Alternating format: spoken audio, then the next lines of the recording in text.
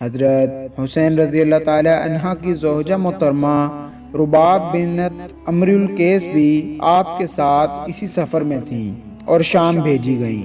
پھر سب کے ساتھ مدینہ پہنچی تو باقی عمر اسی طرح گزار دی کہ کبھی مکان کے سائے میں نہ رہتی تھیں۔ کوئی کہتا کہ دوسری شادی کر لو تو جواب دیتی تھیں کہ میں رسول اللہ صلی اللہ علیہ وآلہ وسلم کے بعد اور کسی کو اپنا اسر بنانے کے لیے تیار نہیں۔ بالآخر 1 سال بعد وفات پا گئیں۔ جنات کا گریہ۔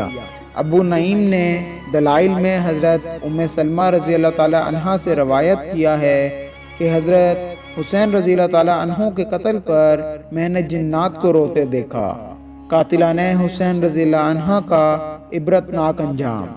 جس وقت حضرت حسین رضی اللہ تعالی عنہ پیاس سے مجبور ہو کر دریائے فرات پر پہنچے اور پانی پینا چاہتے تھے کہ کمبخت حسین بن نمیر نے تیر مارا جو آپ کے دہن مبارک پر لگا۔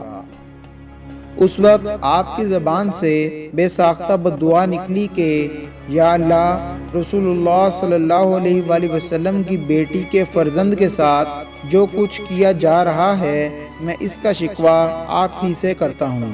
یا اللہ، ان کو چن چن کر قتل کر، ان کے ٹکڑے ٹکڑے فرما دے، ان میں سے کسی کو باقی نہ چھوڑ۔ اول تو ایسے مظلوم کی بددعا، پھر ثبت رسول اللہ صلی اللہ علیہ وآلہ وسلم، اس کی قبولیت میں شبہ کیا تھا؟ دعا قبول ہوئی اور آخرت سے پہلے ہی دنیا میں ہی ایک ایک کر کے بری طرح مارے گئے۔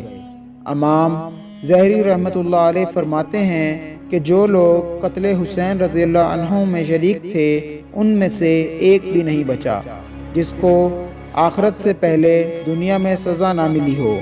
کوئی قتل کیا گیا، کسی کا چہرہ سخت سیاہ ہو گیا یا مسخ ہو گیا، یا چند ہی روز میں ملک سلطنت چھن گئے، اور ظاہر ہے کہ یہ ان اعمال کی اصلی سزا نہیں بلکہ اس کا ایک نمونہ ہے جو لوگوں کی عبرت کے لیے دنیا میں دکھا دیا گیا ہے۔ اس ویڈیو کو شیئر ضرور کریں، ہو سکتا ہے کہ آپ کے ایک شیئر سے یہ بات کسی کے دل میں اتر جائے۔